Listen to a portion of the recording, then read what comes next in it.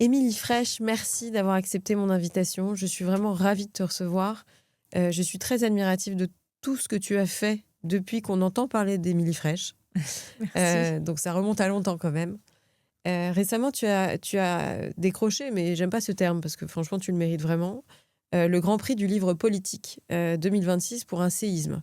Un séisme, c'est un livre que tu as sorti chez Albin Michel, Oui. que je recommande vraiment. On peut dire que c'est un journal de procès, un journal du procès des assassins de Samuel Paty. Et donc ce prix était dans le cadre de la 35e journée du livre politique de l'Assemblée nationale. Euh, Ce livre est fondamental et il retrace donc le procès de 8 personnes accusées d'avoir contribué à l'assassinat du professeur Samuel Paty. Et c'est donc également le résultat du travail, enfin de ta présence lors du procès en cour d'assises spéciale de Paris en 2024. C'est d'ailleurs le point qui t'avait demandé, je crois, Oui, d'assister à ce procès et de retranscrire exactement. le procès.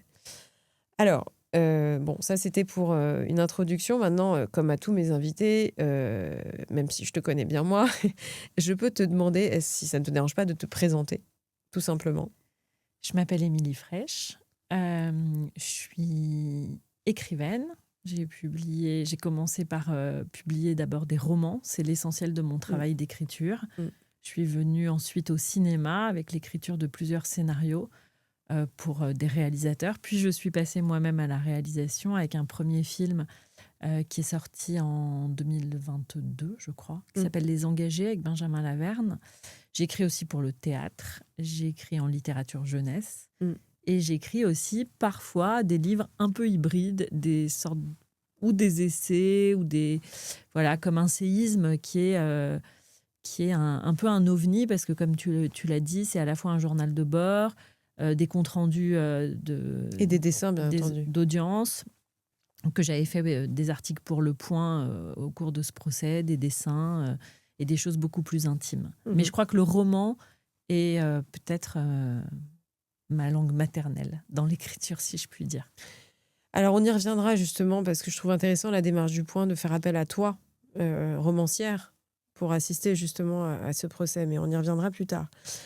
Alors, première question, c'est pourquoi ce livre et pourquoi est-ce que tu as accepté cette mission? Tu vois, tout simplement. Euh, De suivre ce procès. ouais. Et puis surtout, voilà, comment tu as pris les choses? Est-ce que tu as considéré que tu avais un rôle presque de journaliste judiciaire, tu vois, alors que tu l'es pas forcément? Ou est-ce que tu as vraiment pris, comment dirais-je, la mission comme une mission de romancière, tu vois? Euh, Alors, en réalité, je pense que chacun de mes livres euh, appelle le suivant. mhm, L'écriture, c'est vraiment un chemin. mhm, Et le chemin de Samuel Paty, je commence à l'emprunter avec la fiction, puisque j'écris très vite, après son assassinat, une pièce de théâtre oui, qui ça, bien s'appelle sûr. Le Professeur, qui a été jouée pendant plusieurs mois, Mm. plusieurs semaines à la Scala, lue par Carole Bouquet. Ce livre va être joué, va être donné en lecture. Et à ce moment-là, je me dis, bon, il faut que je le fasse lire à la famille. Mm. Et à l'époque, on est en 2023, à l'époque, il n'y a que Michael Paty qui s'exprime dans les médias. La sœur. Une des sœurs, une des deux sœurs. Donc, j'essaye de la contacter et je lui fais parvenir le livre. Elle est assez bouleversée parce que le pouvoir de la fiction, justement, c'est de rendre vie à des gens et notamment à son frère. Il n'y avait eu aucune œuvre de Mm. fiction Mm. jusque-là. Donc, je crois que ça la bouleverse assez. Et d'ailleurs, moi, l'écriture théâtrale, c'est pas mon terrain de jeu de prédilection. J'avais écrit qu'une seule pièce précédemment qui s'appelle Un prince, qui a Mm. été jouée avec Samy Bouajila. Mm. Et je pense que c'est précisément parce que j'avais dans mon inconscient l'idée que avec une pièce de théâtre, je pourrais rendre à Samuel Paty non seulement sa voix, mais aussi son corps à travers le jeu d'un acteur chaque soir, que je suis allée vers l'écriture Mm. théâtrale. Euh, de cette rencontre avec Michael Paty va naître un livre, parce que très vite, je lui propose, en fait, je lui dis, mais C'est plus le cours. personne ne sait pourquoi ton frère est mort. C'est les fou gens- d'ailleurs, ouais. Les gens, d'abord, On peut rappeler que c'est quand même... il est pas simplement assassiné, ouais. il est décapité à la sortie de son collège. Donc la décapitation, c'est le grand traumatisme parce que le dernier Français à avoir été décapité pour blasphème en France, c'est le chevalier de la Barre en 1560, je crois. Donc c'est en 1660, pardon. Donc c'est complètement fou. Et surtout, on pense que très vite, parce qu'il y a cette petite musique qui perle, que Samuel Paty serait quelqu'un qui serait très Charlie, qui serait un pro, qui serait un laïcard pur et dur, qui aurait la haine des religions et qui aurait voulu choquer ses élèves. C'est pas du tout le cas. Donc, je propose à Michael Paty d'écrire un texte qui s'intitulera « Le cours de Monsieur Paty ». Elle trouve l'idée super et donc on écrit à quatre mains ce texte qui va sortir au moment du procès. Et à l'aube du procès, je me dis mais ça fait déjà donc 2 textes que je publie sur cette affaire. Évidemment que j'ai envie d'assister au procès. Donc en réalité, ce livre, il naît d'abord de ma curiosité de voir qui sont ces gens. Et quand je rentre dans la salle d'audience, je n'ai pas du tout prévu d'écrire un séisme. En réalité, c'est moi qui vais proposer au Point. C'est pas le Point qui me propose. C'est moi qui vais proposer au Point de suivre pour eux cette affaire pour des questions de facilité, parce que pour rentrer dans la salle d'audience, c'est plus simple d'avoir une carte Bien de entendu, presse. bien entendu. Et c'est pas du tout avec une plume de journaliste que je vais écrire mes C'est avec articles. une plume de romancière. Voilà. Parce que, et ça change un peu la donne. Alors, je ne vais pas le faire comme journaliste parce que je ne suis pas journaliste et je ne saurais pas le faire. Et les journalistes ont une neutralité absolue, c'est-à-dire, Dans l'idéal. Non, oui, quand je dis une neutralité, en tout Oui, c'est cas, un devoir. ils rendent compte de ce qu'ils voient, de ce qu'ils entendent. Moi, dans mes articles, dans mes papiers, c'est pas ce que j'ai fait. Un D'abord, prisme. j'ai livré énormément d'intimes, beaucoup d'intimes. C'est peut-être le livre le plus intime que j'ai écrit. Il y a beaucoup de choses sur mon arrière-grand-père, sur mon rapport à l'école, sur mon éducation, sur mon rapport à mes parents, enfin, beaucoup de choses très personnelles.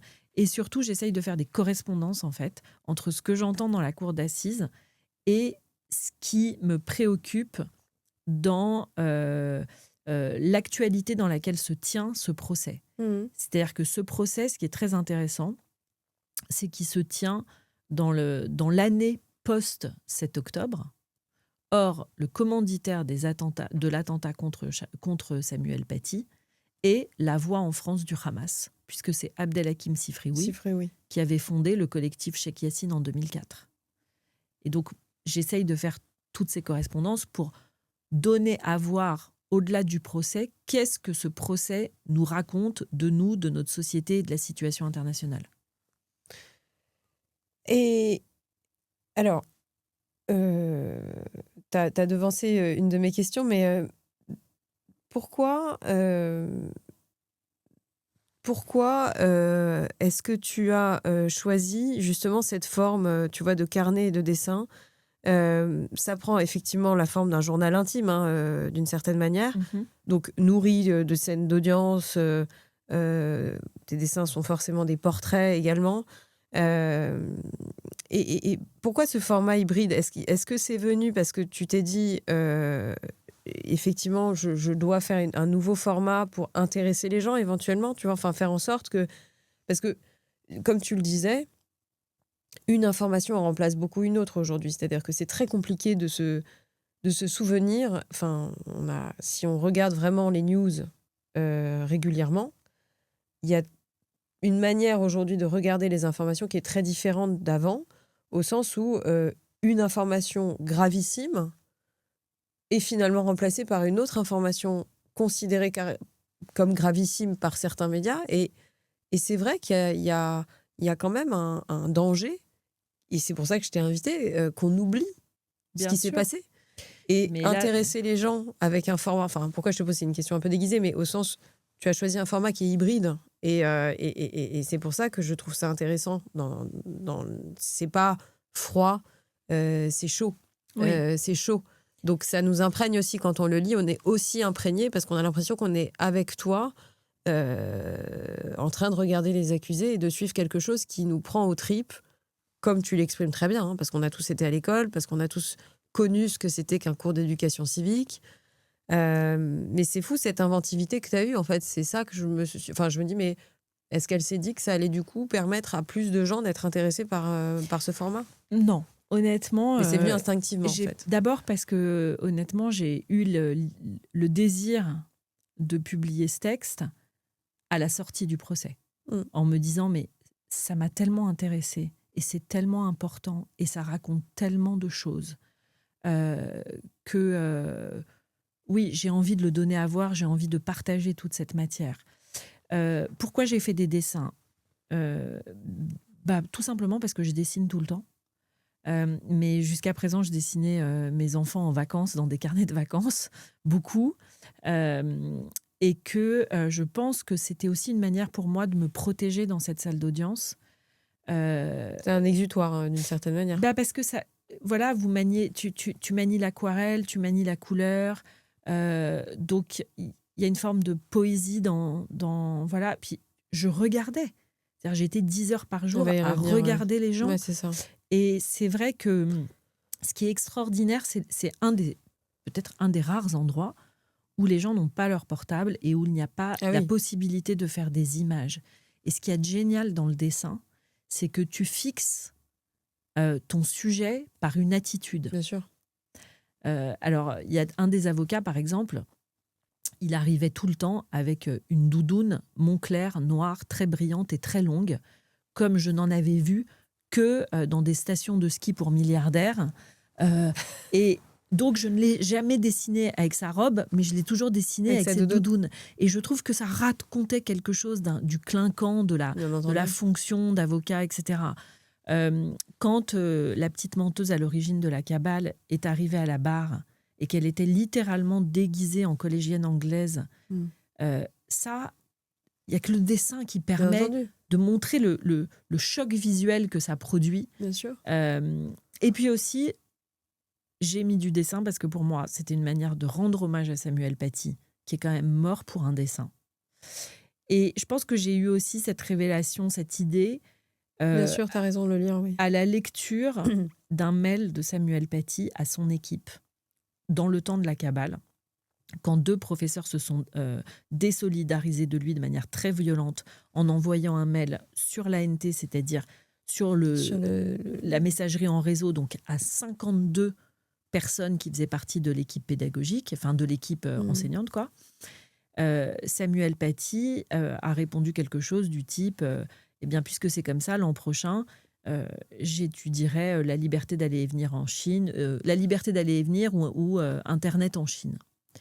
Et je me suis dit, pour être capable de sortir une phrase comme ça, alors même qu'on est acculé et qu'on est isolé, abandonné, désigné par des islamistes, menacé de toutes parts, dans son intégrité physique, être capable d'avoir une phrase pareille, il faut quand même avoir un certain degré d'irrévérence.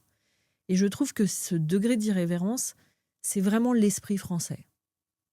Et j'avais envie d'avoir moi-même une certaine irrévérence.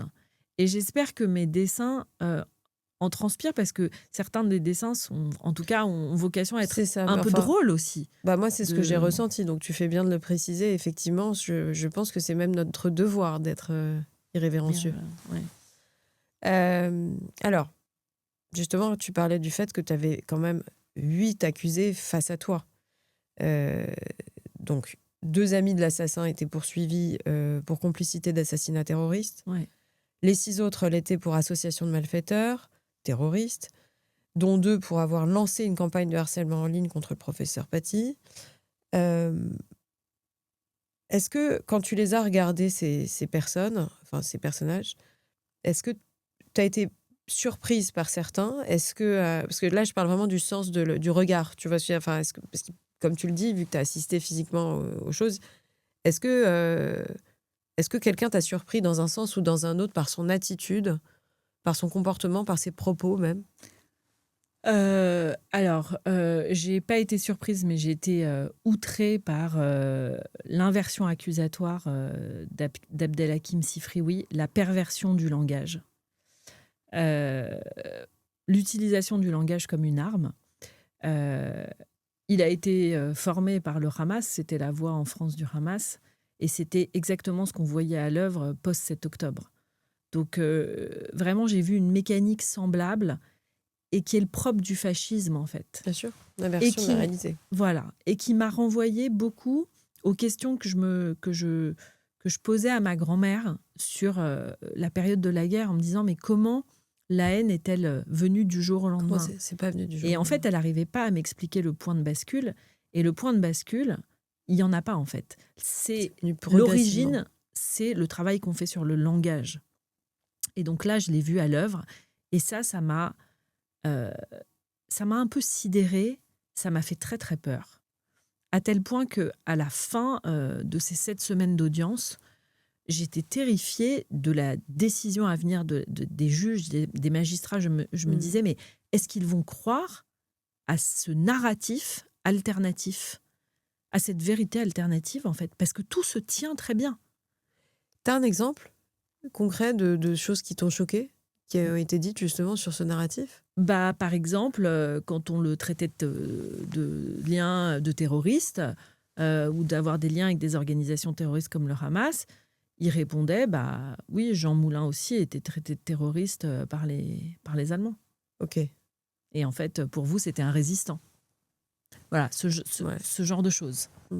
Ça va très loin. Donc c'était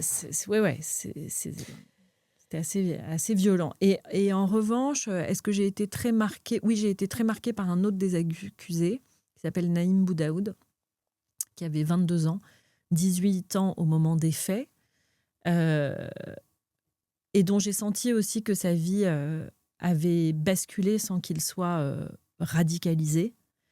Et je me suis beaucoup identifiée à ses parents en tant que mère. Je me suis dit, est-ce que lui, à 18 ans, a basculé dans une affaire terroriste, mais j'ai eu le sentiment qu'il avait basculé dans cette affaire terroriste comme on peut basculer dans la drogue ou dans une forme d'emprise. Moi, j'ai travaillé précédemment sur l'emprise et l'embrigadement des jeunes filles parties en Syrie. J'ai écrit un film qui s'appelle « Le ciel attendra », de Marie Castille, mention Char. Et donc, j'ai beaucoup travaillé sur la question des adolescents et de la radicalisation. Naïm Boudaoud, ce n'est pas quelqu'un de radicalisé. Et donc, j'avais de l'empathie. Vis-à-vis de sa mère aussi, non ? Parce qu'il y a eu un sujet avec sa maman. Vis-à-vis de sa mère, mais même vis-à-vis de lui, en fait. Une vie qui bascule à 18 ans. Je crois qu'à un moment, je t'ai entendu dire ou je t'ai lu, mais sa mère, en fait, elle l'a vu partir en prison. Sa mère, elle l'a accompagné au commissariat dans une démarche citoyenne pour apporter des éléments aux enquêteurs, et il n'est jamais ressorti. Voilà. Je voudrais qu'on revienne sur une notion que tu utilises, c'est la djihadosphère, en fait. Et c'est, je pense, peut-être le vrai fil rouge dans le cadre de ce crime atroce. C'est des vidéos. Alors en fait, il y avait 3 volets dans cette affaire, tel qu'il nous a été présenté par le parquet antiterroriste. Le volet des complicités matérielles, le volet de la cabale, qui a été monté par un parent d'élève qui a accusé un professeur de blasphème, en gros, et un militant islamiste qui avait fondé le collectif Cheikh Yassine, qui a littéralement édicté une fatwa numérique. Et c'est comme ça que ça a été reconnu sous couvert de lutter contre des discriminations. Et c'est le point le plus important parce que c'est une stratégie de l'islam politique qui est à l'œuvre en France. Et là, elle a été cassée parce qu'il y a eu un assassinat. Mais dans plein d'autres exemples, c'est comme ça que les islamistes gagnent du terrain en attaquant les valeurs de la République, sous couvert de lutter contre des discriminations. eh bien, il porte atteinte notamment à la laïcité qui nous protège tous, à commencer par les croyants, des représentants de leur propre religion. Donc, il y a ces complicités, les auteurs de la Kabbale et la djihadosphère, qui part du principe, en fait, donc ce sont les gens qui ont opéré dans la djihadosphère sont ceux qui ont nourri le terroriste et qui l'ont donc nourri pour alimenter son passage à l'acte. Et cette djihadosphère, elle est accusée d'association de malfaiteurs terroristes parce que le parquet considère qu'un loup solitaire, ça n'existe pas. Même si un terroriste n'agit pas, n'est pas commandité par une organisation terroriste. Il a été influencé par un mouvement. Il est nourri par un certain nombre de textes, etc. Et on n'est plus dans le cas aujourd'hui des attentats comme il y a eu au musée de Bruxelles. C'est fini. Au musée des Juifs de Bruxelles ou au Bataclan, les terrasses, Nice, où c'était des gens qui avaient une organisation, enfin qui opéraient depuis des théâtres de guerre en Syrie, au Levant, etc. Aujourd'hui, on a de plus en plus de gens qui sont des attaques au couteau. On a l'impression que c'est des électrons libres. Il n'en demeure pas moins qu'ils ont été nourris d'un certain nombre de contenus. Voilà. Et donc, dans cette djihadosphère, on a vu des gens qui étaient en lien avec des prédicateurs, notamment à Idlib. Farouk Chami, par exemple, c'était quelqu'un qui parlait très bien français et qui recrutait beaucoup à Idlib depuis 2017 en Syrie. Et voilà, et en réseau, et des textes. Parce que c'est ça, c'est-à-dire que, juste pour recontextualiser un tout petit peu, mais c'est parti de ça, c'est parti de quelqu'un qui a relayé en fait cet acte de Samuel Paty en le traitant de mécréant. En réalité, Samuel Paty, il fait son cours sur la liberté d'expression. Il explique que cette liberté d'expression, elle est fragile, elle peut toujours être menacée, et en tout cas, les gens qui exercent cette liberté d'expression, ils peuvent risquer pour leur vie. Et il donne, pour exemple, 3 images qui ont conduit à des attaques terroristes. Et notamment un dessin de Coco de 2012, où on voit Mahomet à 4 pattes avec une étoile dans l'anus. Ce dessin, Coco l'a fait suite à un film qui s'appelle Innocence of Muslim, qui est sorti en 2012 dans un théâtre confidentiel à Los Angeles. Des religieux s'en sont accaparés et ça a embrasé complètement le Moyen-Orient, au point que l'ambassadeur américain à Benghazi, Christopher Evans, a été assassiné. Donc, et Coco fait ce dessin. Pourquoi cette étoile jaune ? Parce que cette étoile jaune, elle réfère au Walk of Fame sur Hollywood Boulevard. Et donc, c'est un dessin qui moque à la fois le ridicule de ce film, qui était une charge contre Mahomet, que la réaction complètement disproportionnée, puisqu'il y a eu des morts. Et donc, Samuel Paty dit, voilà, on peut mourir pour des dessins, donc est-ce qu'il faut être Charlie ou est-ce qu'il ne faut pas être Charlie ? Et il propose un polycopier avec ces 2 colonnes, et c'est aux élèves de le remplir avec des arguments. Pourquoi ? Parce que ce cours-là, d'éducation morale et civique, il vise à une chose, à construire l'esprit critique des élèves. Ouais. Donc c'est ce cours-là qui forme à la citoyenneté. C'est vraiment un cours sur la citoyenneté, sur le libre arbitre, sur l'esprit critique, etc.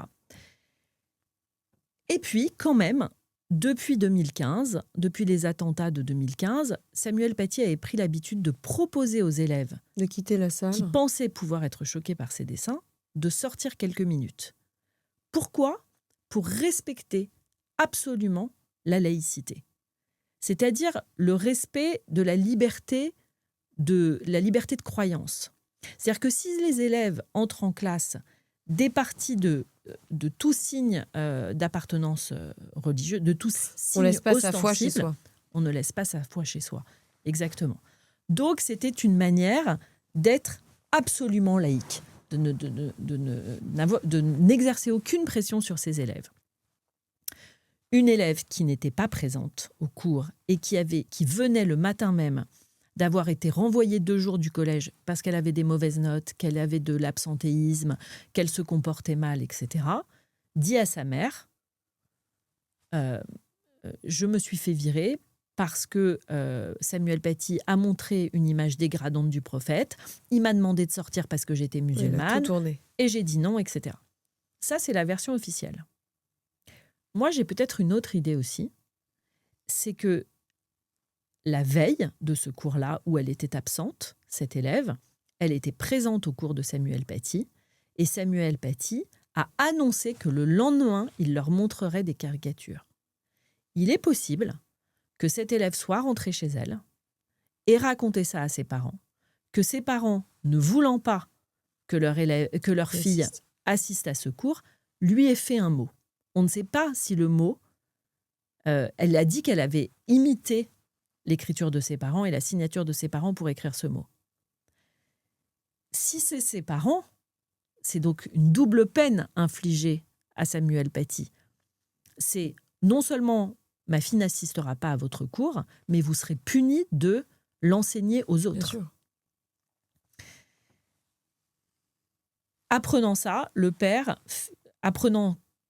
alors, soit il le sait depuis le début, soit il l'apprend de sa fille quand elle lui donne cette fausse explication de pourquoi elle est renvoyée 2 jours, et il met un message sur ses réseaux sociaux, boucle WhatsApp, Facebook, à peu près à 1600 personnes, en demandant la mobilisation des musulmans pour appeler au renvoi au renvoi de Samuel Paty. Parmi les personnes qui reçoivent ce message, un militant islamiste, fiché S, on ne sait pas s'il est fiché S, mais en tout cas, il était annoncé comme ça dans la presse sur les précédentes affaires d'intimidation, parce que ce n'était pas du tout son premier coup. Il appelle tout de suite le parent d'élève et il lui dit « Tu ne peux pas aller seul à l'école demain, tu vas te faire manger. » C'est la phrase qu'il dit, « Tu vas te faire manger. Je t'accompagne. » Le lendemain, à 9h, il est devant le collège avec le parent d'élève et il va orchestrer l'intimidation du collège, de la principale, de l'agent d'accueil, etc., pour les obliger la principale à le recevoir. Donc il va faire le pied de grue. Il va expliquer que s'il avait été juif, il aurait été reçu immédiatement, que c'est un scandale et qu'il faut virer le professeur Paty, qui est un voyou. La principale essaye de lui expliquer que cette gamine est renvoyée pour de toute autre raison. Donc elle montre physiquement, elle tourne l'écran de l'ordinateur vers le père et elle explique à l'audience qu'elle voit bien que si le père avait été seul, elle aurait réussi à le ramener à la raison. Mais que ce militant, il a une autre idée derrière la tête. Il avait même appelé son avocat, n'est-ce pas ? Il avait appelé déjà des journalistes d'Al Jazeera devant l'école pour faire il avait un agenda. Et il avait un agenda et il ressort de cette réunion en expliquant, donc c'est le jeudi matin, et en expliquant que le vendredi à 13h, il va faire venir des musulmans et la presse devant le collège. Et pour parler de la perversion du langage, il rebaptise ça au procès. Il dit, mais de quoi le collège pouvait avoir peur ? Nous voulions simplement organiser un couscous républicain. Et donc là, il y a une peur panique de l'institution. Il y a une peur panique de l'institution. Il y a une principale qui va tout de suite appeler le référent laïcité, enfin, le directeur académique, pardon, qui lui dit, qui fait cette erreur fatale de lui dire, au lieu de lui dire d'aller porter plainte immédiatement, ce qui lui demandera 3 jours plus tard, il lui dit de remplir une fiche fait établissement, qui est une fiche qu'on remplit en cas d'atteinte au principe de la laïcité. Là, il n'y a aucune atteinte dans le cours de Samuel Paty à la laïcité. Mais elle remplit cette fiche et elle transforme l'accusation des islamistes en vérité administrative. C'est-à-dire que à la ligne auteur des faits, elle renseigne personnel enseignant, c'est-à-dire Samuel Paty, victime, groupe d'élèves. Et donc, à compter de cette date, en fait, Samuel Paty ne va pas cesser de devoir s'excuser de quelque chose qu'il n'a pas fait. Tout en sachant que la principale sera très proche et en soutien de lui, et victime, elle aussi, de cette violence islamiste. Donc c'est aussi toute l'ambiguïté de cette affaire. Euh, et qui est, on peut le dire quand même, une forme d'abandon. Enfin, on peut évoquer le film quand même, qui sera diffusé à Cannes prochainement, et qui s'appelle L'Abandon, et qui est quand même en lien avec cette affaire. Je ferme la parenthèse. Oui, les parties civiles. Alors, je voudrais qu'on vienne quand même sur justement les collègues, en fait, les parties civiles au procès. Euh, Quels sont les témoignages, toi, qui t'ont le plus marqué du côté des victimes et des témoins, en fait? Parce que là, on a parlé des accusés, mais de l'autre côté, qu'est-ce qui t'a marqué? Alors, j'ai été évidemment bouleversée par les enseignants, parce que j'ai eu le sentiment d'abord qu'il y avait 7 enseignants partie civile, et j'ai eu le sentiment qu'ils étaient, ou 9, mais j'ai eu l'impression que c'était une seule et même personne. Et physiquement, j'ai eu l'impression de les voir toujours en groupe, en fait. C'était peut-être pas le cas, sans doute, mais en tout cas, c'est comme ça que moi, j'en garde le souvenir. Et ce qui était terrible aussi pour moi, c'est de voir quand même à quel point ils étaient écrasés par une forme de douleur, quelque chose qui les avait marqués au fer rouge, quoi. Et dans le même temps, de voir la superbe des proches des accusés, et notamment des filles de Brahim Chnina, du parent d'élève, c'est-à-dire des frères et sœurs, enfin de l'entourage de la petite menteuse. J'avais vraiment le sentiment que pour le coup, c'était le Festival de Cannes et que c'était leur moment de gloire. Elles arrivaient dans des vêtements colorés, elles arrivaient maquillées, elles arrivaient la tête haute, elles soutenaient le regard des victimes, il n'y avait pas du tout de travail d'introspection qui avait été fait. Et ça, c'était vraiment très dur physiquement à voir. Et peut-être sans doute le témoignage qui m'a absolument le plus bouleversée, il y en a 2. C'est une policière municipale primo-arrivante sur les lieux qui a vu la tête de Samuel Paty. Elle a vu ça. Et en fait, elle s'en est jamais remise. Bah, tu peux pas t'en remettre. Et en fait, elle dit qu'elle a plusieurs fois attenté à ses jours pour mettre fin à l'envahissement de cette image. Et je crois qu'on ne se rend pas compte, de la réalité de ce que c'est. Et nous, on l'a vu en cour d'assises. Les images nous ont été projetées. De voir un corps décapité et une tête qui a été déplacée et posée à côté comme une signature. Et c'est ça ce que produit le terrorisme. C'est la terreur, en fait. C'est la terreur absolue. Et j'ai été aussi très marquée par le témoignage. D'où le terme de séisme. Bien sûr, parce que ça a des répercussions qu'on ne peut pas envisager. Et qui sont multiples et qui sont longues et qui font beaucoup de secousses et de dégâts. Voilà, c'est comme quelque chose de radioactif. Et sans doute, à ce propos, la gardienne du collège, elle m'a beaucoup intéressée, justement parce qu'elle est au point de rencontre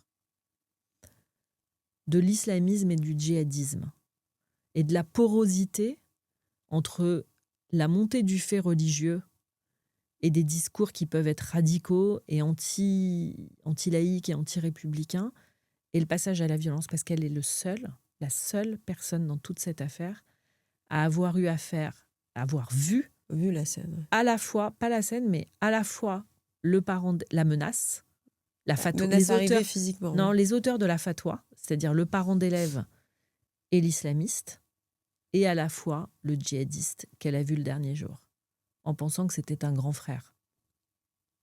Ah oui.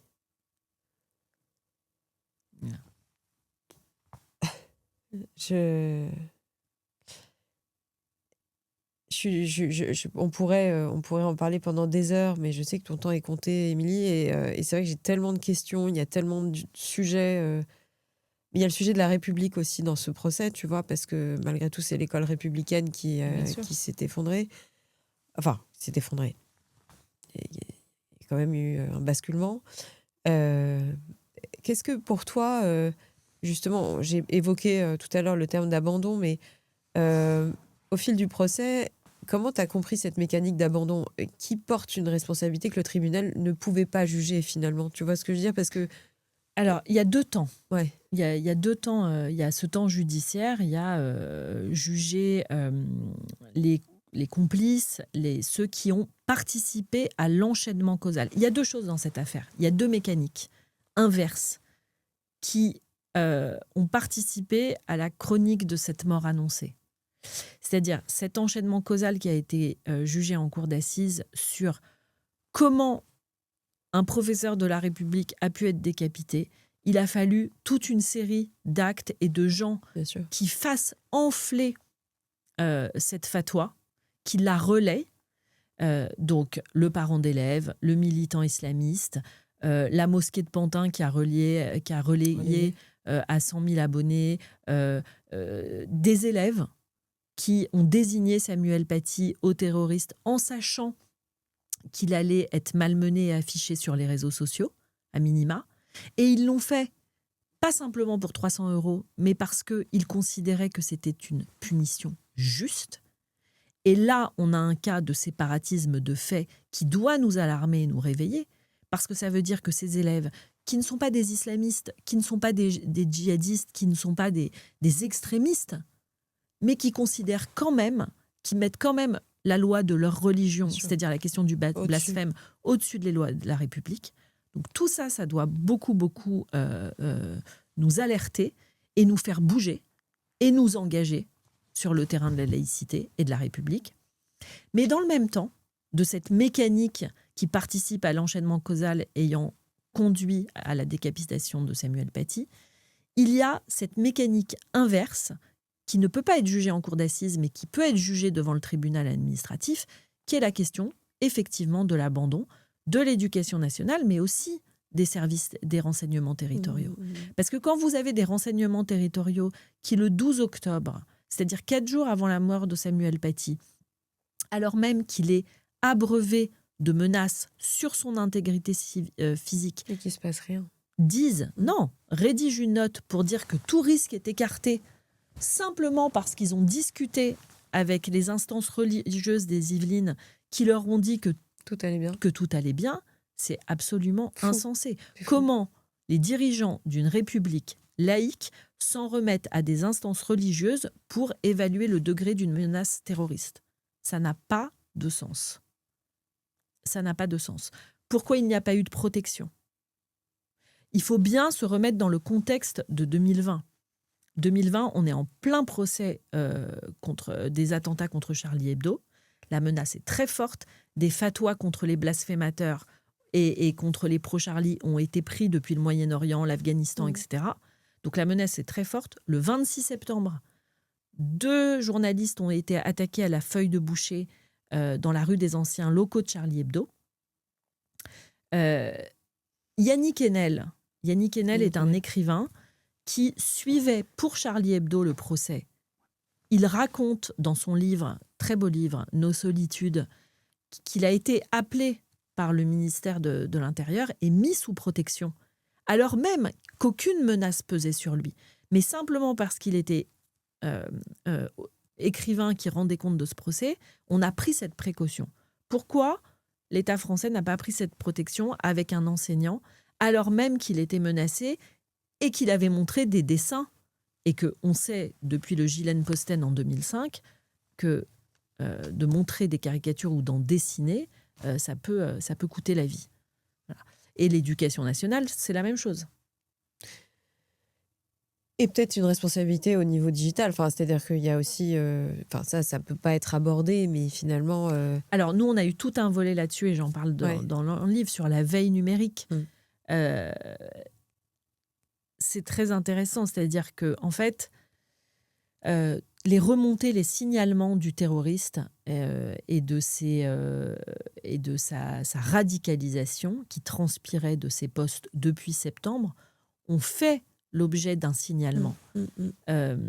Et il a été suivi quelque temps, enfin il a été en tout cas étudié quelque temps, mais si vous voulez par rapport à la grille de lecture, etc., euh, en fait c'est impossible.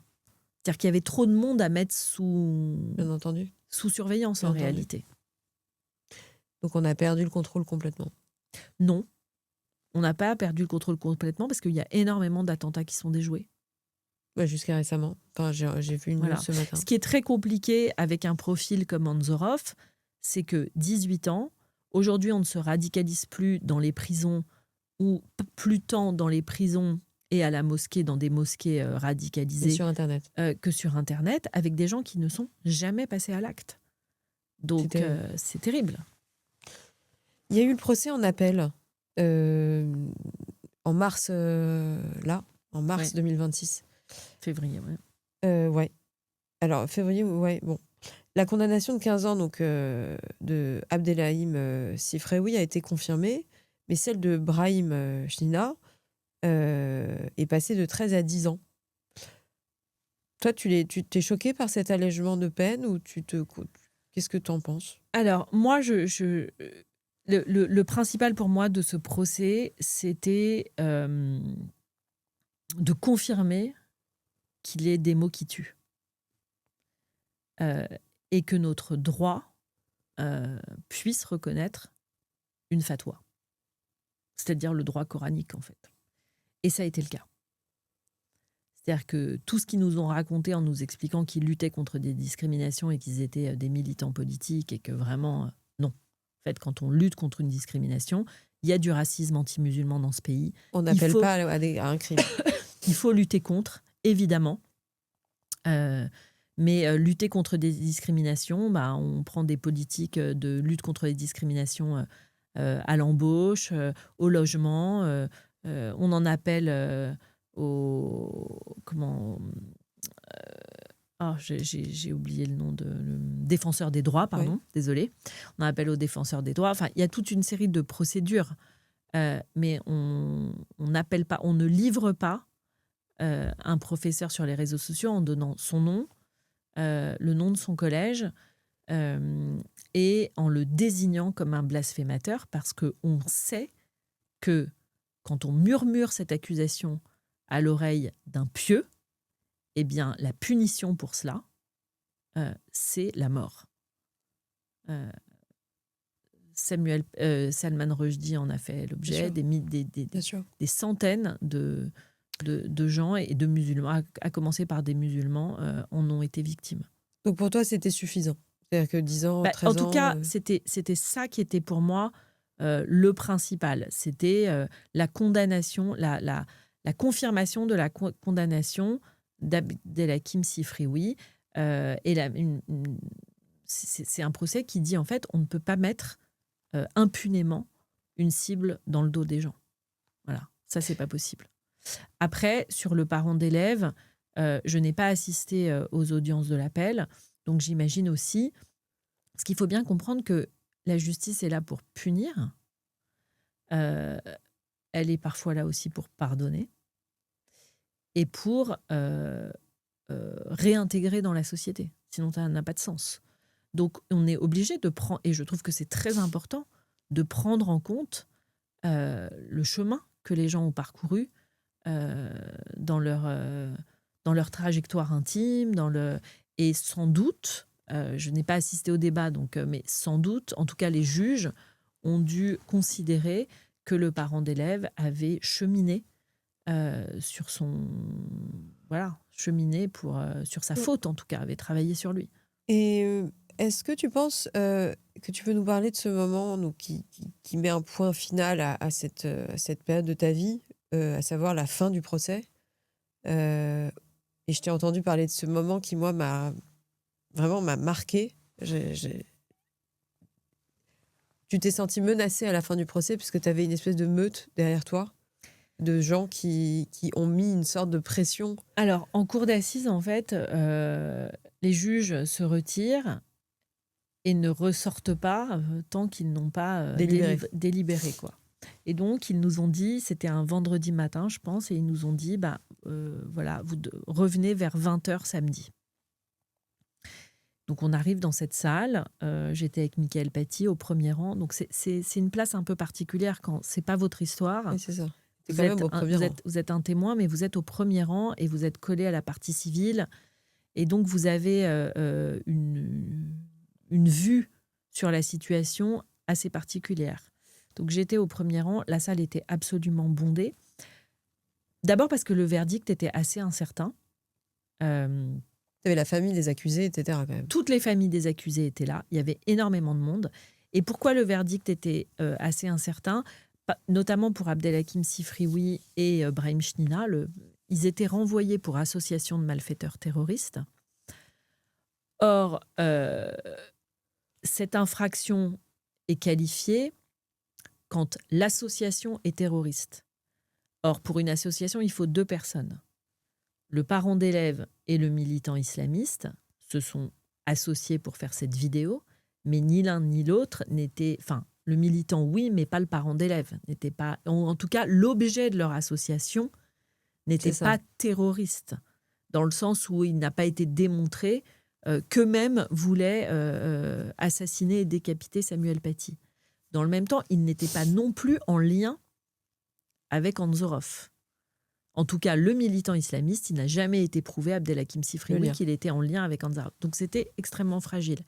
Et la motivation de la Cour a été de dire que ces gens-là se sont associés au contexte pour édicter une fatwa, une norme à caractère général, mais qui trouverait peut-être à s'appliquer par la voix de quelqu'un qui déciderait de prendre les armes.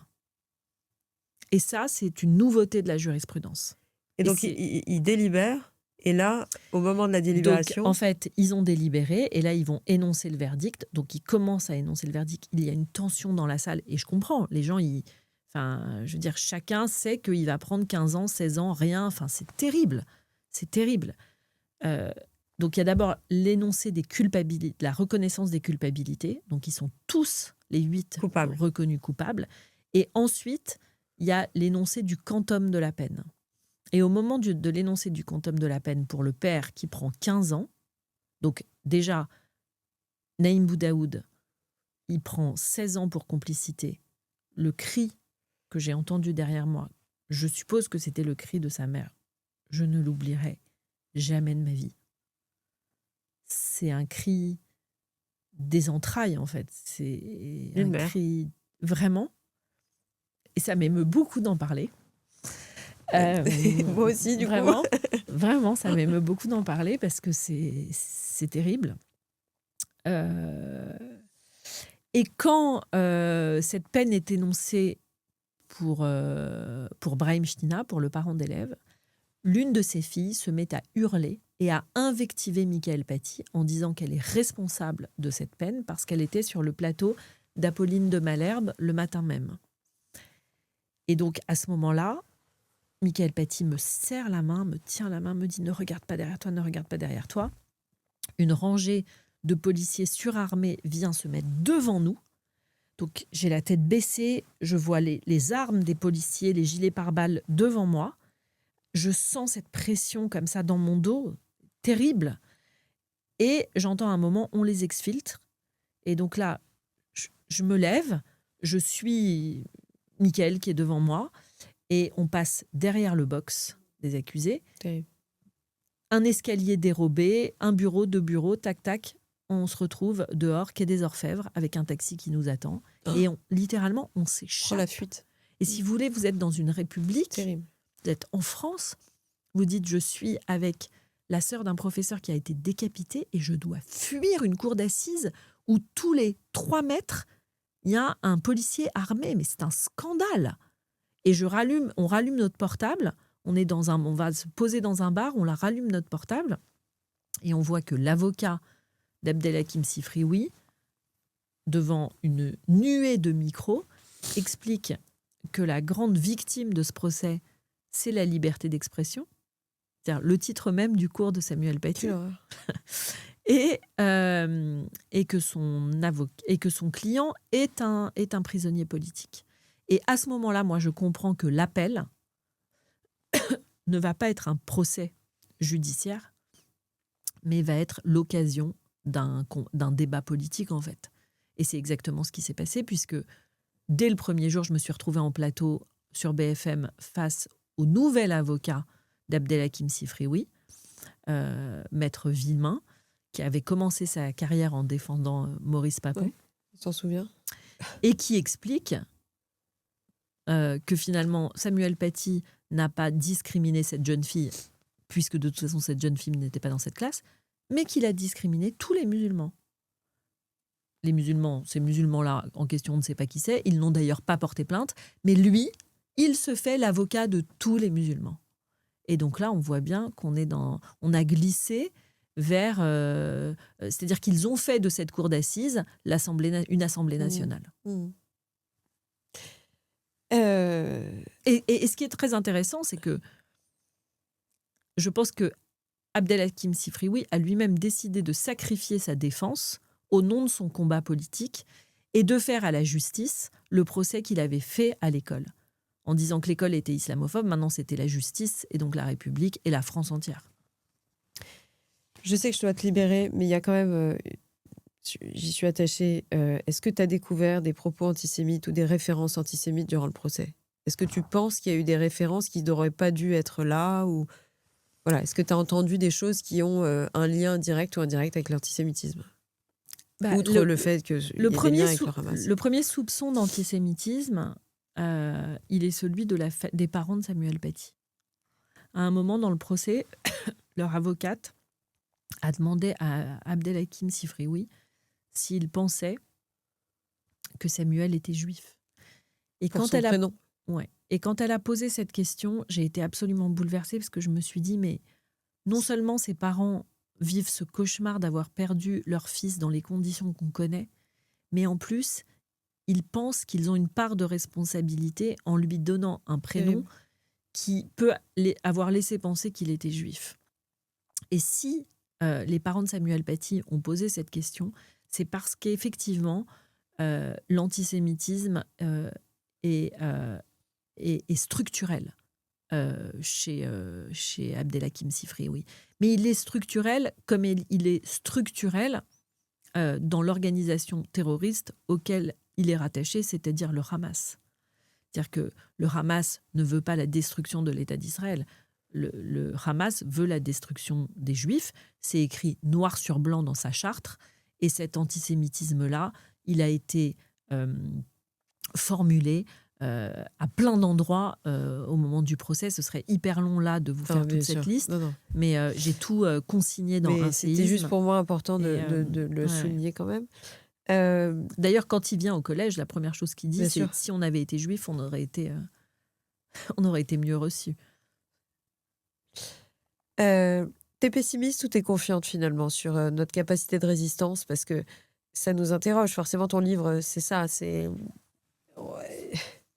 Il faut résister pour vivre notre démocratie. Il faut résister. Voilà. J'aimerais connaître ton point de vue aujourd'hui. Parce que je sais que tu es une grande résistante, enfin que tu es une grande résiliente aussi, que tu œuvres pour nos valeurs. Mais voilà. J'ai l'optimisme du désespoir. C'est-à-dire que je ne me pose pas cette question. Je crois au circuit court, en fait. Je crois qu'on a tous notre rôle à jouer, que l'engagement, il est à la portée de main de chacun. Et je ne me pose pas la question de la big picture. Je me pose la question de, voilà, j'ai écrit ce livre, je ne sais pas par combien de gens il va être lu, mais je sais qu'il impacte tous les gens qui le lisent, que les gens qui le lisent ont envie de le transmettre, que quand on me demande d'aller dans un collège et de parler, eh ben j'y vais. Et voilà, après, les vents contraires sont forts. L'avancée, la montée du fait religieux, je la trouve terrifiante parce que moi, j'aime mon pays, j'aime les valeurs de mon pays. J'ai envie de continuer à boire des coups en terrasse, danser, lire, aimer librement, vivre avec des gens qui sont de toutes les origines et de toutes les religions. Et il faut bien... quand je vais dans des collèges, je dis toujours ça aux élèves. Je leur dis, mais faisons l'expérience d'une république sans laïcité. Alors au début, ils s'imaginent que toutes les religions sont égales. Bah non. S'il n'y a plus de laïcité, En fait, la religion du plus fort ou du plus grand nombre prend le dessus. Et ça s'appelle une théocratie et on est en Iran. Qui a envie de vivre en Iran? Là, il y a beaucoup moins de monde en fait. Et on te demande beaucoup d'intervenir dans des collèges? Oui, on me demande de temps en temps et je le fais avec joie. Et ce qui est chouette là aussi, c'est qu'avec ma pièce, le professeur, pas mal d'enseignants maintenant Ils apprennent les textes, non? en cours de français et tout, la font étudier parce que je pense que c'est un outil pédagogique très fort, parce que c'est vivant. Ça nous remet. Il y a une scène, par exemple, il y a une scène dans Le Professeur qui est une scène de salle de classe avec Samuel Paty, que j'ai imaginé avec Samuel Paty et 3 enseignants qui ne pensent pas comme lui. Et donc, en réalité, le débat sur la laïcité, la liberté d'expression, les caricatures, etc., est totalement écrasé par la décapitation de Samuel Paty. On peut presque plus parler de ça, en fait. Et cette pièce, elle nous remet dans le temps d'avant sa décapitation, où on peut considérer qu'il a tort, qu'il a raison, qu'on peut faire autrement, qu'on n'est pas obligé de montrer ses caricatures, on peut en montrer d'autres. Et c'est tout ce débat qui est super intéressant, je trouve. Et donc elle est pas mal travaillée et ça me réjouit. Tu es maman, Émilie. T'as pas peur pour tes enfants en France? T'as peur, t'as pas peur, en tant que mère? J'ai peur de l'état du monde aujourd'hui et je me dis qu'en France, on est extrêmement chanceux et qu'on est vraiment né dans la bonne partie du monde comparé à tout ce qui se passe aujourd'hui partout ailleurs.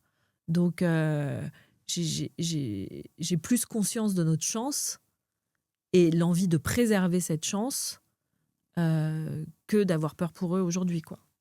C'est beau, c'est magnifique. J'aime bien terminer l'interview sur du positif, ça fait du bien. Mais ça ne veut pas dire que... mais je pense que le combat doit être mené et qu'il est hyper costaud. Hyper costaud. Juste un truc, parce que tu es quand même romancière, je voudrais juste que tu nous donnes une recommandation de livre, en fait. Un livre que tu adores ou quelques livres que tu adores et que tu aimerais partager. Alors, un des livres que j'adore, c'est La Modification de Michel Butor. J'adore ce livre. Voilà, c'est l'histoire d'un homme qui part rejoindre sa maîtresse à Rome et qui fait un chemin à la fois vers elle et surtout vers lui. Et je ne vous dis pas la suite, mais voilà, c'est un roman qui me plaît beaucoup. Sans doute un de mes romans préférés, c'est La Princesse de Clèves de Madame de Lafayette. C'est marrant, qui est pour moi la référence. Voilà. Et c'est marrant parce que je vous donne 2 romans d'amour. C'est que tu as besoin de ça. Voilà, c'est drôle. Je te remercie 1000 fois, Émilie. C'était vraiment important pour moi de partager ce moment avec toi. Donc, je te souhaite une bonne route. Et merci pour tout ce que tu fais. Merci.